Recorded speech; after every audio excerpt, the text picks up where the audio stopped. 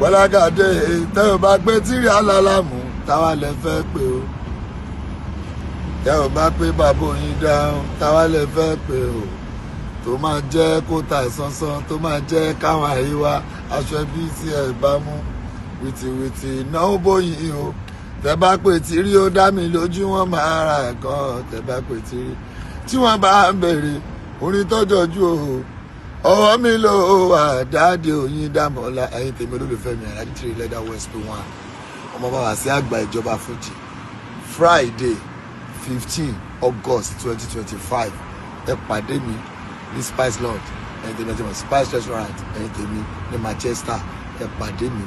láti bí ọwọ́ aago 9 alẹ́ di anytime tó bá ti ẹ̀ṣá mọ̀ bó ṣe máa lọ ẹ má wá gbàgbé o kò sí ṣé omi kankan tó yẹ o ní London níbí kò sí ẹni sóní kankan tí wọ́n yẹ Manchester àkọ́kọ́ Manchester kejì on the 24 on the 23 gbogbo ẹni tí ìṣó tó bá ti wà ọ̀hún yẹ ṣó mi kankan o ẹ ṣáà mọ̀ yín tèmi ẹ má fọ o Olubadan Fuji ọba àṣẹ àgbà